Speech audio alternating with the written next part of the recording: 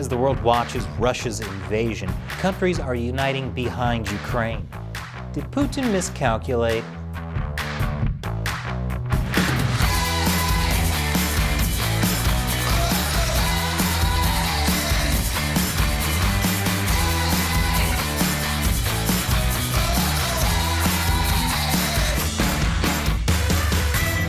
Welcome to America Uncovered. I'm Chris Chappell. This episode is sponsored by Incogni. You probably know that companies are collecting your personal data, but you may not realize just how many. Dozens, maybe hundreds, most of which you've never heard of, and you have no idea what they're doing with it. Incogni helps you stop them. I'll explain more at the end. But it's been a week since Russia started its invasion of Ukraine, and it seems like every day there's some big new development. This is Kharkiv, Ukraine's second largest city, as filmed through the windows of its residents. It shakes and it shudders under a fiery barrage. In the south, the Russians have taken ground, securing the city hall in Berdyansk. But the community's residents did not cower. Instead, they faced the enemy and told them to go home. This very ominous column slowly making its way towards the capital of Kiev. As you mentioned, Maxar Technologies saying it's a 40-mile-long convoy that is mostly of armor, tanks, APCs. It certainly looks as though the Russians are going to continue their assault towards these urban areas. And as the battle rages, Ukrainian and Russian delegations meeting for 6 hours on the Belarusian border, unsuccessfully attempting to reach a ceasefire deal, but at least agreeing to meet again in the coming days. People around the world have been protesting against Putin and Russia. Freedom for Ukraine! Freedom for Ukraine! Freedom for Ukraine! Stop Putin! Stop the war! Stop Putin! Stop the war! Putin! Governments around the world are also coming together to support Ukraine. Wow, I always thought it would take an alien invasion to unite the world. Turns out all it took was a Russian invasion from a shirtless guy on a horse. No one likes shameless thirst traps. In some ways, it was surprising Russia's isolation happened this fast, because the US and Europe haven't always seen eye to eye on Russia.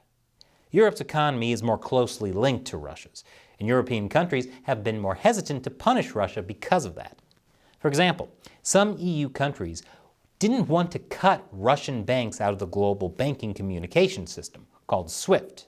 Blocking SWIFT in Russia could actually hurt some European countries, particularly Germany and Italy.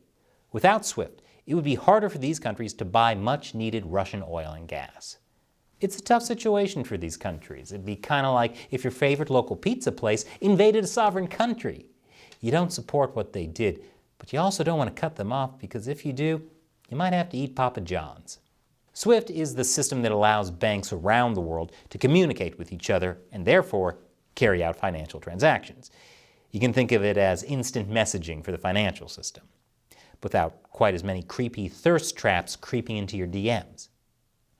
As Russia's invasion of Ukraine continued, all the EU member countries, the UK and the US, agreed to remove some Russian banks from the system, although they haven't cut off all Russian banks from SWIFT. But the West also hit Russia with sanctions that have cut off Russia's economy from the rest of the world, including sanctions on Russia's central bank. These sanctions make it harder for Russia to prop up its falling currency and for Putin to finance his invasion. Who knew that by invading Ukraine, Putin may be the man who just united Europe? And, dare I say, who made the EU great again? Maybe the media got it wrong and it was actually Putin admiring Trump the whole time. More on that after the break. Welcome back. For a long time, Putin feared a stronger, more unified Europe, especially through the NATO security alliance. But now it seems his fears are becoming a self-fulfilling prophecy. Russia might be driving Sweden and Finland to join NATO. Both countries cooperate with NATO, but aren't yet members. Neither country has announced plans to join yet, but it's suddenly a way more popular idea for some reason. Now, Putin claims that this whole situation is actually all NATO's fault.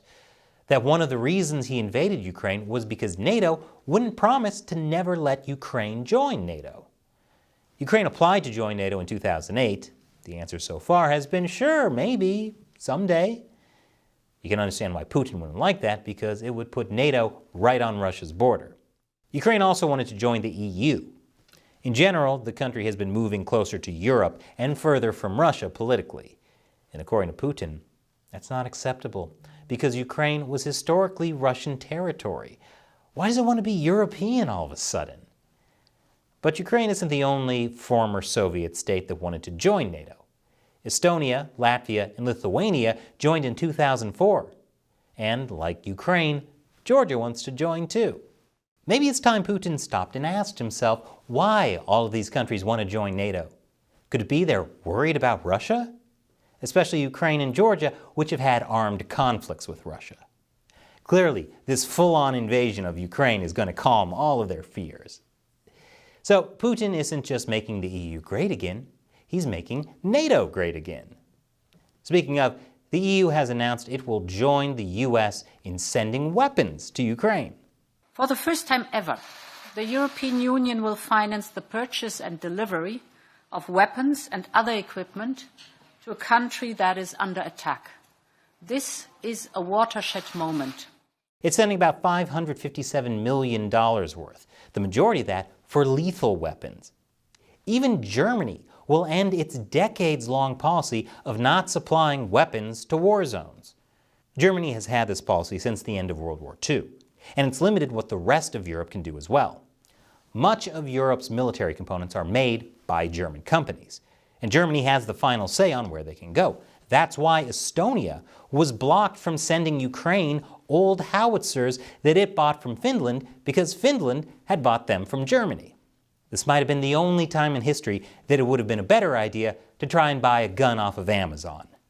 Definitely wouldn't have violated that rule, since everything on there is made in China.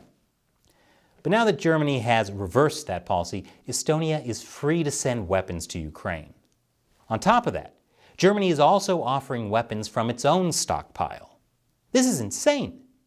Even a week ago, people would have thought you were crazy if you said Germany would send missiles to Ukraine. In the 21st century, I mean. Most people also wouldn't have believed you if you told them that Sweden and Switzerland would take sides in the conflict. Sweden is sending anti-tank weapons to Ukraine. And Switzerland, which had a policy of remaining neutral during conflicts, announced it would adopt EU sanctions against Russia. Both of those countries stayed neutral even during World War II. So you know things are serious when countries start abandoning their long-held policies within a weekend. The Swiss are now trying to help Ukrainians make Russian soldiers holier than their cheese. But is this sudden show of solidarity going to last? What about Europe's dependence on Russian energy? I'll talk about that after the break. Welcome back. For a long time, Europe has had an uneasy relationship with Russia. While it largely recognized Russia as a threat, its economy was also closely tied to Russia's. This was especially the case in Germany.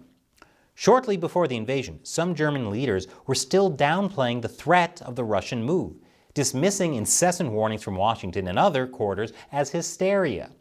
Which is strange, because if anyone should know the threat of an authoritarian leader invading other countries, it's Germany. In the past, Germany has wanted to keep the status quo with Russia because it gets about a third of its gas from there. You may have heard of the Nord Stream 2 natural gas pipeline that goes from Russia to Germany under the Baltic Sea. Together with Nord Stream 1, the route promises to bring 110 billion cubic meters of gas a year from Russia to its biggest customer, Europe, via Germany. The pipeline was always controversial, even in Germany.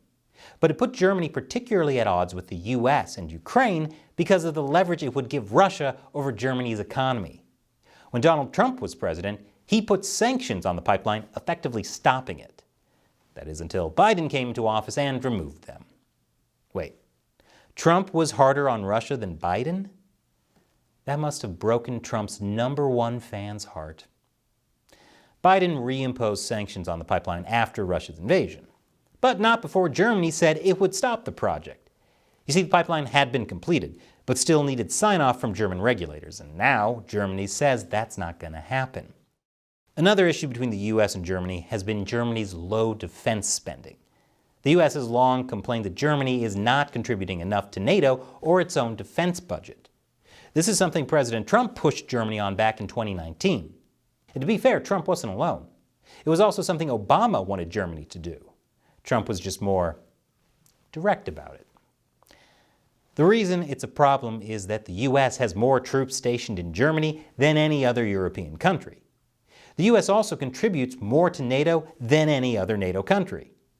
So Germany has essentially been that kid in a group project that did none of the work and received the same amount of credit.